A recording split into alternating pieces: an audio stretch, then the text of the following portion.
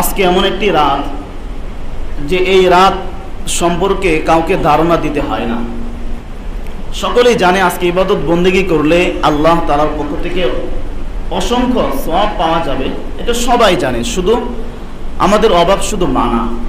তো যাই হোক, এটা আল্লাহ তাআলার শুকরিয়া যে আল্লাহ তাআলা আমাদেরকে এখানে বসার তৌফিক দান করেছেন এবং আমরা ধীরে ধীরে আরেকটা শবে বরাত লাইলাতুন নিসফি মিন শাবান আমরা পেয়ে গেলাম।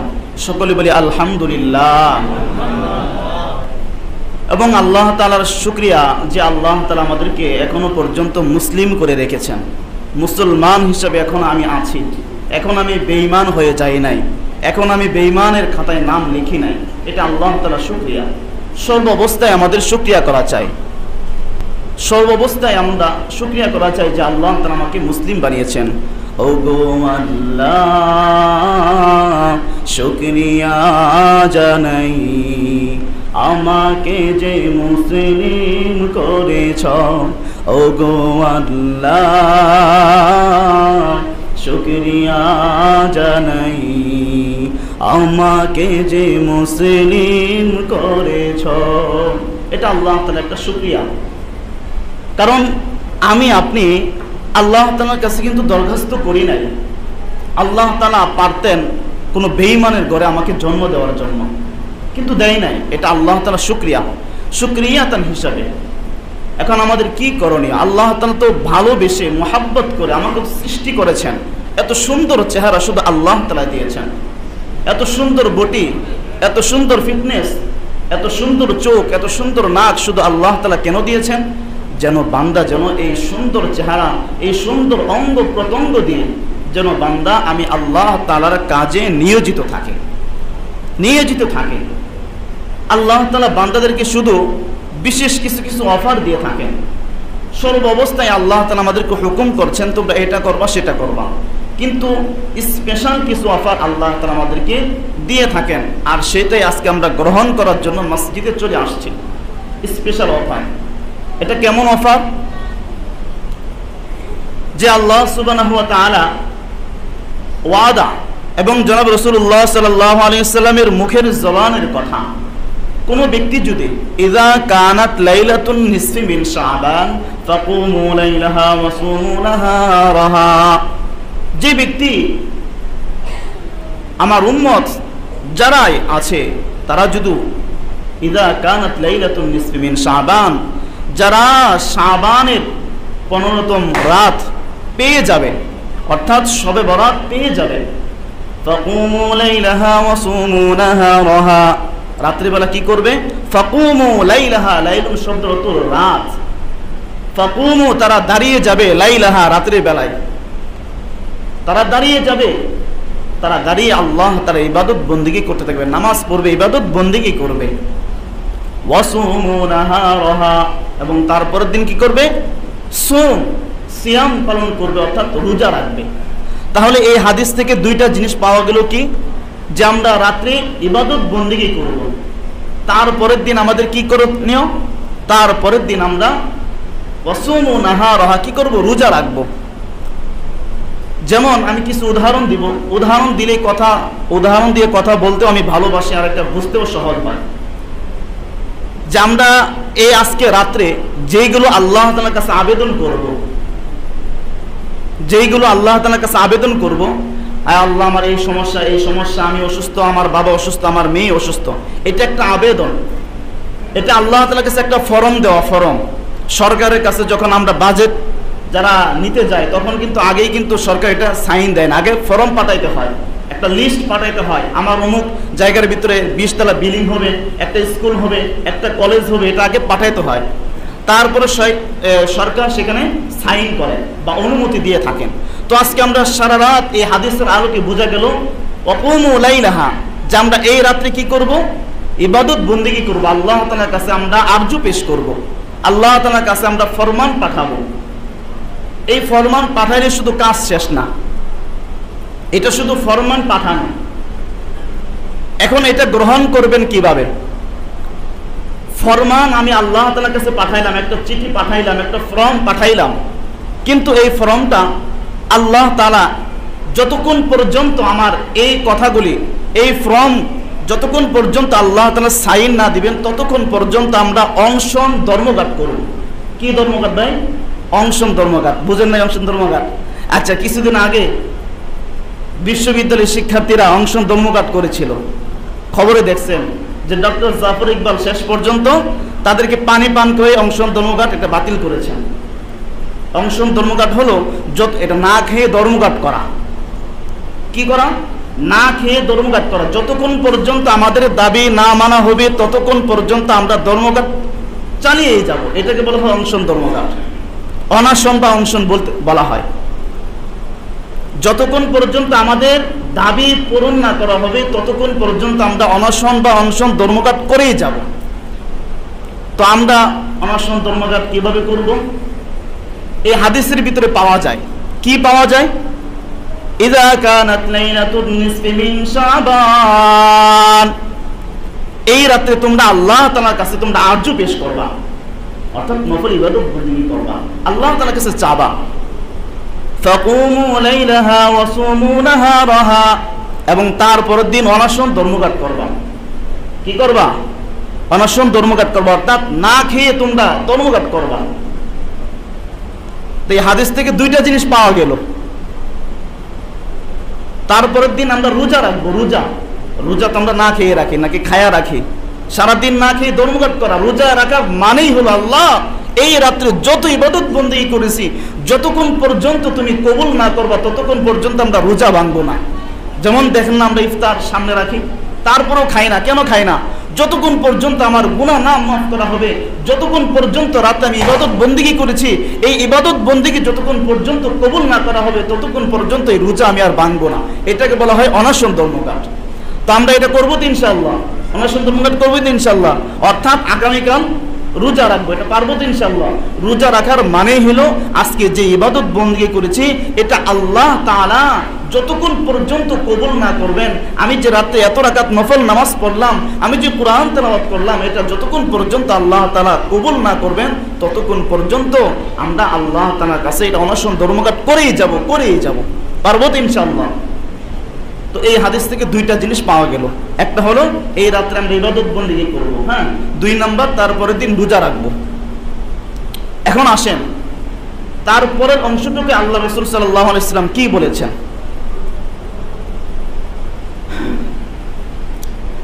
ওয়াকুমু লাইলাহা ওয়া সুমু নাহারাহা, আল্লাহ তাআলা তারপরে জনাব রাসূলুল্লাহ সাল্লাল্লাহু আলাইহি ওয়াসাল্লাম বলতেছেন ফা ইন্নাল্লাহা তাআলা, হে দুনিয়ার সকলবাসী তোমরা শুনে রাখো, জানো আল্লাহ তাআলা এদিন কি বলতে থাকেন।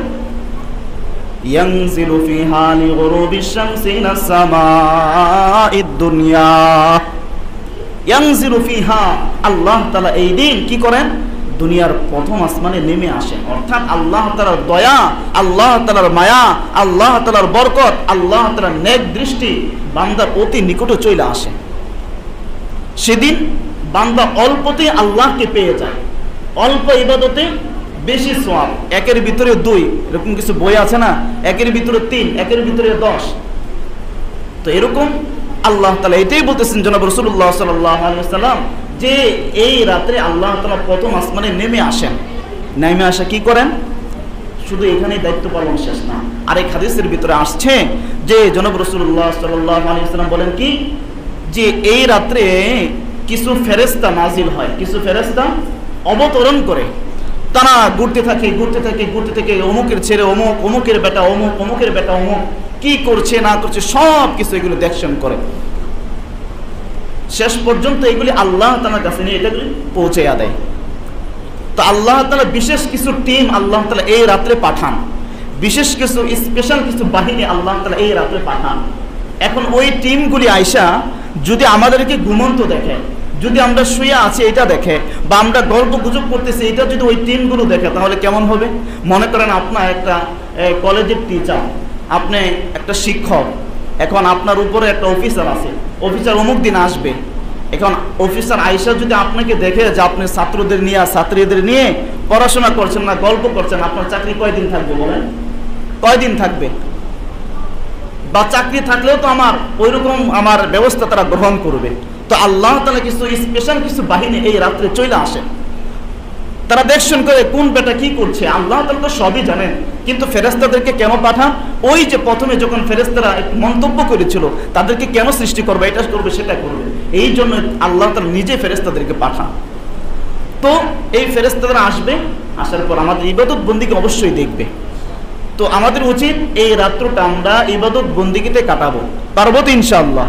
আল্লাহ তাআলা বলেন ফাইন্নাল্লাহা তাআলা ইয়ানসিরু ফিহা লিগুরুবিশ শামসি ইলা সামাঈদ দুনিয়া আলা মিন মুস্তাগফিরিন ফাগফির লাহ আলা মিন মুস্তাগফিরিন ফাগফির লাহ। দুনিয়ার মানুষ, তোমরা কত গুনাহ করেছো, তুমি গুনাহ করতে করতে করতে তোমার লাইফস্টাইল তুমি শেষ করে দিয়েছো, তুমি গুনাহ করতে করতে তোমার কলব একবারে কালো হয়ে গিয়েছে। আলা মিন মুস্তাগফিরিন ফাগফির লাহ, আমার কাছে মাফ চাও, আমি সাথে সাথে মাফ করে দিব। সুবহানাল্লাহ। আল্লাহ তাআলা অন্যত্র আয়াতে বলেন ইয়া আইয়ুহাল্লাযীনা আমানু তুবু ইলাল্লাহি তাওবাতান নাসুহা, যে তোমরা তাওবাতান নাসুহা, তোমরা তাওবা করো। তাওবা করো কিসের জন্য তওবা করবা? আমি যে তোমাদেরকে সৃষ্টি করেছি, আমি যে তোমাদেরকে দুনিয়ার ভিতরে পাঠিয়েছি, তোমরা কতটুকু ইবাদত বন্দেগী করতে পারছো, এটার জন্য আল্লাহ তাআলার কাছে অনুতপ্ত হওয়া। সাহাবায়ে কেরাম রিদওয়ানুল্লাহি আলাইহিম আজমাইন, ইনারাও কিন্তু মাঝে মাঝে গুনাহ হয়ে যাইতো, গুনাহ করে ফেলতেন, কিন্তু সাহাবায়ে কেরাম কিন্তু বসে থাকতেন না। এমনও কিছু ঘটনা আছে যে সাহাবায়ে কেরাম যেই জায়গার ভিতরে গুনাহ করেছেন, ওই জায়গা থেকে কখনো বাড়িতে যায় না যতক্ষণ পর্যন্ত এই গুনাহটার জন্য মাফ না পাইছেন। মনে করেন একটা গুনাহ হয়ে গিয়েছে, আমরা তো মনে করেন সাধারণত মানুষকে ঠকাই, গীবত করি, শিকায়াত করি, চুরি করি, বাটপারি করি, সুদ খাই, ঘুষ খাই, যত প্রকার অন্যায় আছে সব কিছু কইরা হাত দিয়ে আবার ভাত খায়া ফেলায়। কিন্তু সাহাবায়ে কেরাম যদিও গুনাহ হয়ে যাইত, কিন্তু তারা সাহস করতো না ভাত খাওয়ার জন্য, তারা সাহস করতো না তাদের মুখের ভিতরে লুকমা ওঠানোর জন্য। আর আমরা গুনাহ করতে করতে আমাদের কলব, আমাদের দিল এত শক্ত হয়ে গিয়েছে যে আল্লাহ তাআলার ভালোবাসা তো দূরে থাক, আল্লাহ তাআলাকে ভালোবাসবো দূরের কথা, আল্লাহ তাআলাকে এমন দূরে পাঠিয়ে দিয়েছি যে গুনাহ করার পরে আমাদের অন্তর দিল আমার কাঁপে না, অন্তর দিল কাঁপে না। আমরা আল্লাহ তাআলার কাছে দিনে একবারও মাফ চাই না বা একবার ইস্তিগফার করি না। অথচ জনাব রাসূলুল্লাহ সাল্লাল্লাহু আলাইহি ওয়াসাল্লাম, বুখারী এবং মুসলিম শরীফের হাদিস, ইন্নী আস্তাগফিরুল্লাহ কুল্লা ইয়াউমিন 70 মাররা, আল্লাহ রাসূল সাল্লাল্লাহু আলাইহি ওয়াসাল্লাম বলেন যে হে সাহাবায়ে কেরাম, হে উম্মতেরা, তোমরা প্রতিদিন আল্লাহ তাআলার কাছে তোমরা ইস্তিগফার করতে থাকবা। স্বয়ং আমি ইন্নী আস্তাগফিরুল্লাহ কুল্লা ইয়াউমিন, কুল্লা শব্দটা হলো প্রতিদিন, প্রতিদিন আস্তাগফিরুল্লাহ কুল্লা ইয়াউমিন 70 মাররা, 70 মাররা শব্দটা তো 70 বার, আমি দৈনিক 70 বার ইস্তিগফার করি। সুবহানাল্লাহ। কোন নবী দৈনিক ইস্তিগফার করেন? যেই নবীর কোনো গুনাহ নাই, যেই নবীর সামনে এবং পিছনে সব কিছু মাফ, কোনো গুনাহ নাই, নিষ্পাপ, আর ওই নবীটাই কি করেন? 70 বার ইস্তিগফার করেন, আল্লাহ তাআলার কাছে মাফ চান, তওবা করেন। তাহলে আমাদের কি করণীয়? আমাদের তো 70 লক্ষ কোটি বছরে তওবা করা চাই, লক্ষ লক্ষ বার তওবা করা চাই, ইস্তিগফার করা চাই। কারণ যেই নবীর গুনাহ নাই সেই নবী যদি দৈনিক 70 বার করে থাকেন, আমাদের তো মানে গুনাহ তো আছেই, নেক বলতে কিছু নাই, তাহলে আমাদের কতটুকু ইস্তিগফার করা চাই? তো এই জন্য উচিত আমাদেরও ইস্তিগফার করা। আজকে একটা ইস্তিগফারের একটা ভীষণ একটা সুযোগ আল্লাহ তাআলা একটা সুযোগ দিয়ে রাখছেন, এটাও একটা নিয়ামত। এই নিয়ামত যেন আমাদের হাত ছাড়া না হয়, এটা আল্লাহ তাআলার নিয়ামত। আল্লাহ তাআলা আমাদেরকে কত কিছুই দিচ্ছেন, এমনকি আজকে শবে বরাত পর্যন্ত রাতটা আল্লাহ তাআলা আমাদের সামনে উপস্থিত করে দিয়েছেন। কেন? যেন আমি মাফ চাওয়াইয়া নিতে পারি। এমনও অনেক লোক আছে সামনে গত শবে বরাত পেয়েছে কিন্তু আজকে পাই নাই, এর আগেই দুনিয়া থেকে চলে গিয়েছে, তাদেরকে আল্লাহ তাআলা তৌফিক দেন নাই, কিন্তু আল্লাহ তাআলা আমাকে তৌফিক দিয়েছেন, এটা একটা শুকরিয়া, এটা একটা শুকরিয়া। আল্লাহ তাআলার গুণগান কখনো শেষ করা যাবে না। আমি এই যে খাচ্ছি, এই যে রৌদ্র আলো পাচ্ছি, আমি বাতাস পাচ্ছি, এই যে ফ্যানের বাতাস পাচ্ছি, এই যে লাইটের আলো পাচ্ছি, এটা আল্লাহ তাআলার একটা শুকরিয়া। নিয়ামত কখনো শেষ করা যাবে না। নিয়ামত যেমন কোরআনে বলা হয়েছে কুল্লাউ কানাল বাহরু মিদাদাল লিকালিমাতি রাব্বি লানাফিদাল বাহরু ক্বাবলা আন তানফাদা কালিমাতু রাব্বি ওয়ালাউ জিনা বিমিসলিহি মাদাদা, যে এই দুনিয়ার যত কিছু আছে গাছপালা তরুলতাকে দিয়ে যদি কলম বানানো হয় আর পানি দিয়ে যদি কালি বানানো হয়, সারাদিন কোটি কোটি বছর পর্যন্ত শুধু সকল মানুষ, জিন, ইনসান, যত মাখলুক আছে সব মাখলুক মিলে আল্লাহ তাআলা গুণগান শেষ করতে পারবে না, গুণগান শেষ করা যাবে না। তারা বরাতে জ্যোৎস্নার আলোতে ভাবনাম লিখিব তব নামে গান, ভাবনাম লিখিব তব নামে গান। রাত্রি গভীর হয়ে ফুরিয়ে গেল প্রভু, লেখা হলো না প্রভু তোমার শান, লেখা হলো না প্রভু তোমার শান। তুমি কত যে মহান, কত যে মহান, তুমি কত যে মহান। তারা বরাতে জ্যোৎস্নার আলোতে ভাবনাম লিখিব তব নামে গান, ভাবনাম লিখিব তব নামে গান। তুমি কত যে মহান, কত যে মহান, তুমি কত যে মহান। সাগরের জল যদি কালি হয়, বৃক্ষরাদিকে যদি কলম বানায়, সব কালি শেষ হবে, কলম ফুরিয়ে যাবে, সব কালি শেষ হবে, কলম ফুরিয়ে যাবে, লেখা হবে না কবু তোমার শান, লেখা হল বা তবু তোমার শান। তুমি কত যে মহান, কত যে মহান, তুমি কত যে মহান। দেখেন ওই আয়াতের তাফসীর হলো এই গজল, কুল্লাউ কানাল বাহরু মিদাদান লিকালিমাতি রাব্বি লানাফিদাল বাহরু ক্বাবলা আন তানফাদা কালিমাতু রাব্বি ওয়ালাউ জিনা বিমিসলিহি মাদাদা। এই সম্পূর্ণ আয়াতের তাফসীর হলো এই গজল।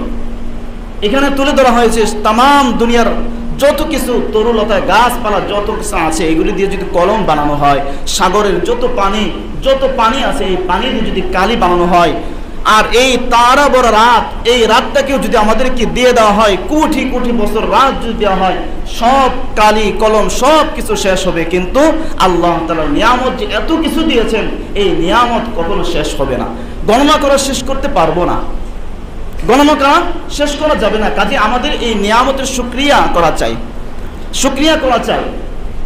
এখন আমরা শুকরিয়া কিভাবে করব? হয়তো আমরা 2 রাকাত 4 রাকাত নামাজ পড়লাম, এই হইল শুকরিয়া আমাদের, কিন্তু না, আরো বেশি করে আমাদের নামাজ বন্দেগী ইবাদত বন্দেগী করা চাই। হুজুর সাল্লাল্লাহু আলাইহি সাল্লাম, আমরা তো 5 ওয়াক্ত নামাজ পড়ি, হুজুর সাল্লাল্লাহু আলাইহি সাল্লাম দৈনিক 9 ওয়াক্ত নামাজ পড়তেন। কয় ওয়াক্ত? 9 ওয়াক্ত। আমরা তো 1 ওয়াক্ত পড়তে পারি না, যদিও ফরজ করা হয়েছে 5 ওয়াক্ত। 1 ওয়াক্ত পড়ার সুযোগ হয় না, সুযোগ হইলেও নামাজ শুদ্ধভাবে হয় না। আর জনাব রাসূলুল্লাহ সাল্লাল্লাহু আলাইহি সাল্লাম 9 ওয়াক্ত, 5 ওয়াক্ত তো পড়তেন, আওয়াবিন, চাশত, এরশাদ আর তাহাজ্জুদ। আমরা তো ফরজ নামাজকে যেই গুরুত্ব দেই এর থেকে লক্ষ কোটি কোটি বেশি গুরুত্ব দিয়ে থাকেন হুজুর সাল্লাল্লাহু আলাইহি সাল্লাম আওয়াবিন, চাশত, এরশাদ এবং তাহাজ্জুদ। আমরা তো হিসেবে কিচ্ছু না, অথচ আমাদের জীবন 20 বছর 30 বছর হয়ে গেলে এখনো পর্যন্ত আমার মুখের ভিতরে দাড়ি ওঠে না, এখনো পর্যন্ত আমার গায়ের ভিতরে সুন্নতি পোশাক ওঠে না, এখনো পর্যন্ত আমার লাইফস্টাইল এটা জনাব রাসূলুল্লাহ সাল্লাল্লাহু আলাইহি ওয়াসাল্লামের মতো এখনো হতে পারে নাই, এখনো পর্যন্ত আমার ঘরের ভিতরে এখন নাজায়েজ জিনিস এখনো পর্যন্ত আছে, এখনো পর্যন্ত আমার ছেলে মেয়ে ইসলাম শরীয়তের দিকে চলতে পারে না, এখনো আমার স্ত্রী বেপরদা চলাফেরা করছে, অথচ দেখেন, আমি একটা কথা রাগ করবেন না বলি, আপনারা যদিও এই মসজিদে আপনি ইবাদত বন্দিগি করবেন, কিন্তু নফল ইবাদত বন্দিগি এটা বাসার ভিতরে করা উত্তম। এখন বলতে পারবেন, হুজুর আপনি বললেন ঘরে ইবাদত বন্দিগি করার কথা, ঘরে তো এরকম পরিবেশ নাই, ঘরে তো ইবাদত বন্দিগির পরিবেশ নাই, তাহলে তো হুজুর আমার তো মসজিদে পড়া চাই। একটা কথা মনে রাখবেন, কিয়ামত পর্যন্ত মসজিদে নামাজ পড়বেন, আর ঘরে যতদিন পর্যন্ত আপনি নামাজ পড়ার পরিবেশ না তৈরি করবেন, আপনার নামাজ আল্লাহ তাআলার কাছে গ্রহণযোগ্য হবে না। বিশ্বাস হয় না?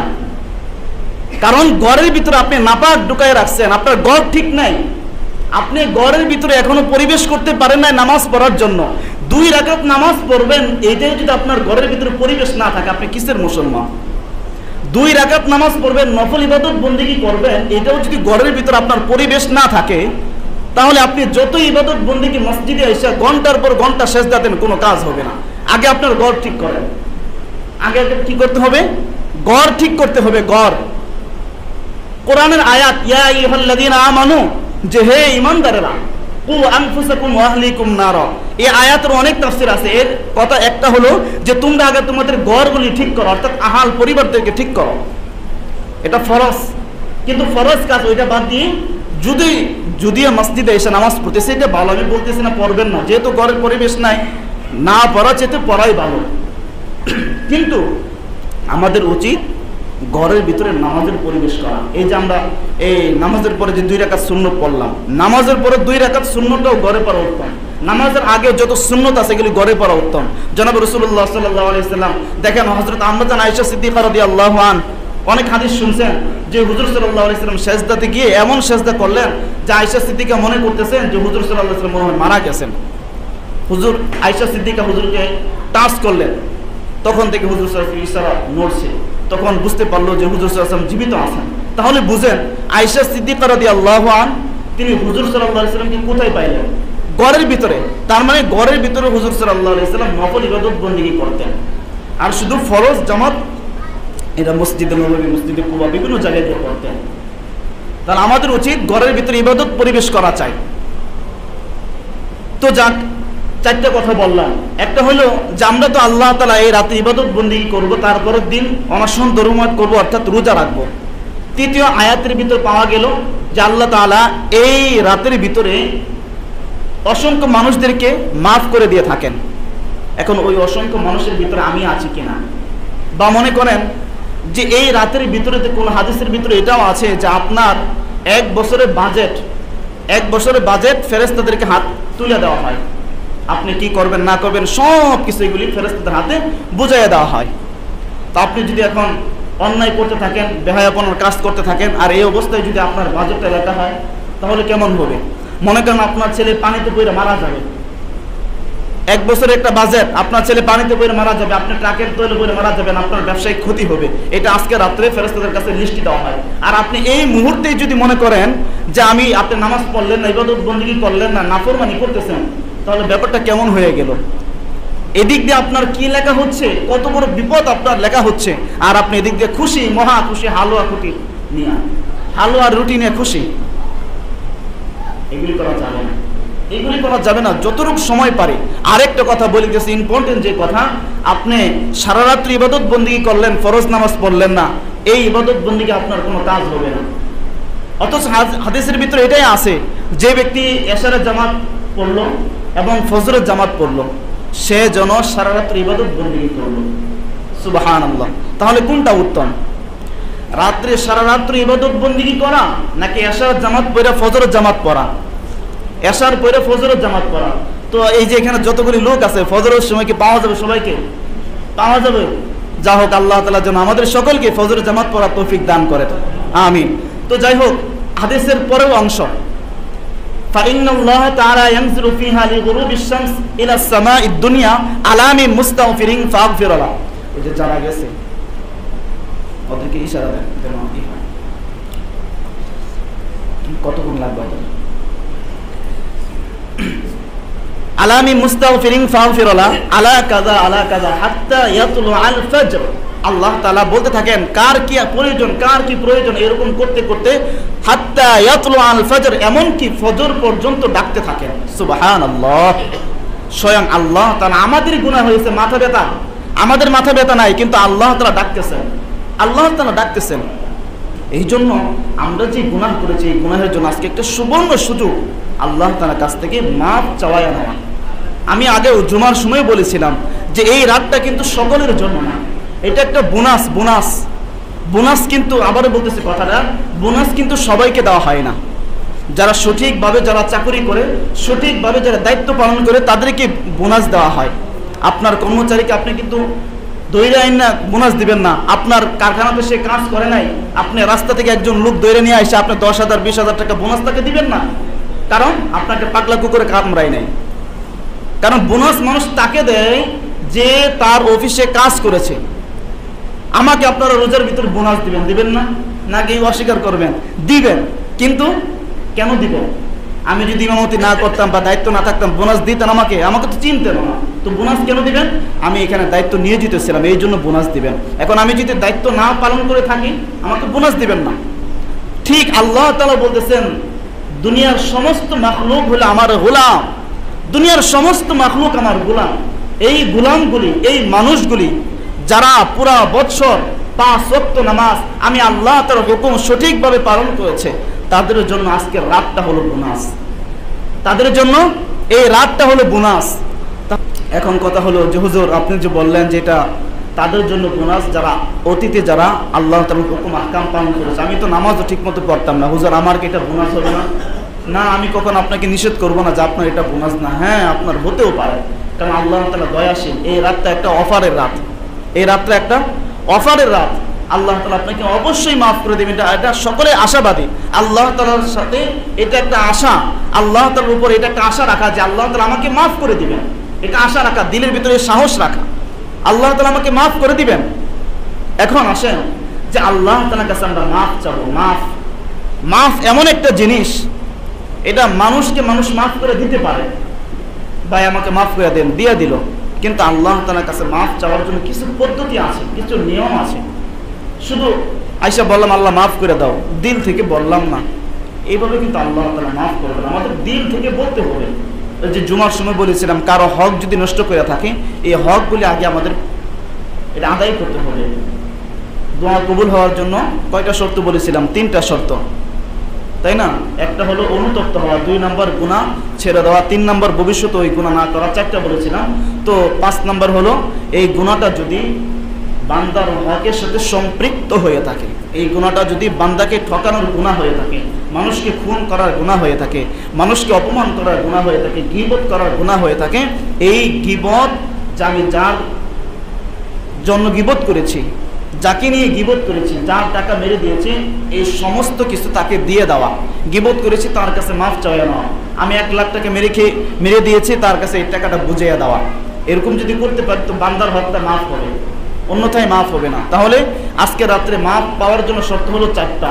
একটা হলো অনুতপ্ত হওয়া। অনুতপ্ত মানে কি? অনেক কথাই বলেছিলাম জুমার সময়। অনুতপ্ত হলো যে চোখ দিয়ে পানি পড়া। চোখ দিয়ে কি করা?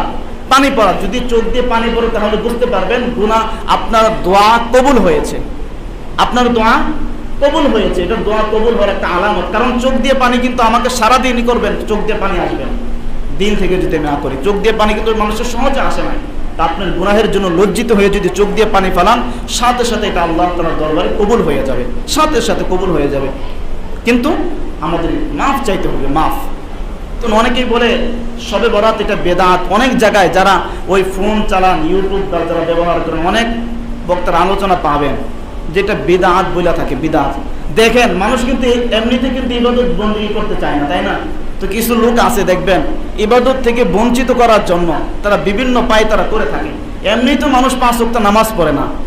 যাই হোক, মানুষ একটা আশায় থাকে যে শবে বরাত আমি আল্লাহ তাআলার কাছে মাফ চাবো। তো এই সুযোগটাও কিছু কিছু মানুষ আছে তারা এটা নাজায়েজ বইলা ফতোয়া দেয় যে এটা বেদাত, এটা বেদাত।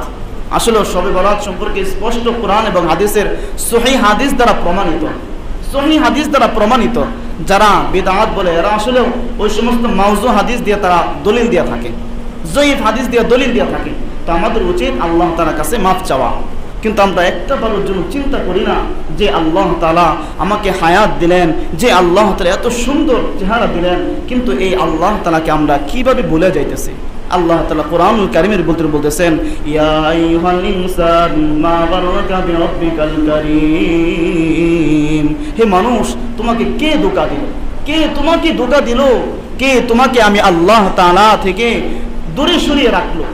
তুমি যেই নেতার জন্য আজকে পাগল, যেই মেয়ের জন্য তুমি পাগল, যেই স্ত্রীর জন্য তুমি পাগল, যেই ছেলের জন্য তুমি পাগল, ওই ছেলে, ওই স্ত্রী, ওই নেতা তোমাকে হাত দেয় নাই, তোমাকে মুখ দেয় নাই, তোমার চক্ষু দেয় নাই, তোমার হাত পা কিচ্ছু তারা দেয় নাই। দিয়েছে কে? আল্লাহ। সব কিছু আল্লাহ তাআলা। ওয়া লিসানাহু ওয়া শাফাতাইন, শুধু এগুলি তো দেয় নাই, ওয়া লিসানাহু ওয়া শাফাতাইন, যে লিসান আমাদেরকে জিহ্বা আল্লাহ তাআলা দিয়েছেন, দুইটা ঠোঁট আল্লাহ তাআলা দিয়েছেন। তো এই দুইটা ঠোঁট, এই জিহ্বা দিয়ে আমরা কত গুনাহ করতেছি, কত গুনাহ করতেছি। একটা বারের জন্য আমরা বিবেকের কাছে একটা প্রশ্ন রাখি না, প্রশ্ন রাখি না যে আমি যে হেলায় খেলায় আমার 20 বছর, 40 বছর, 50 বছর যে আমার চলে যাইতেছে, আমার দাড়ি পাইকা সাদা হয়ে গিয়েছে, এখনো পর্যন্ত আমি আল্লাহ তাআলার হুকুমের দিকে আসতে পারি না।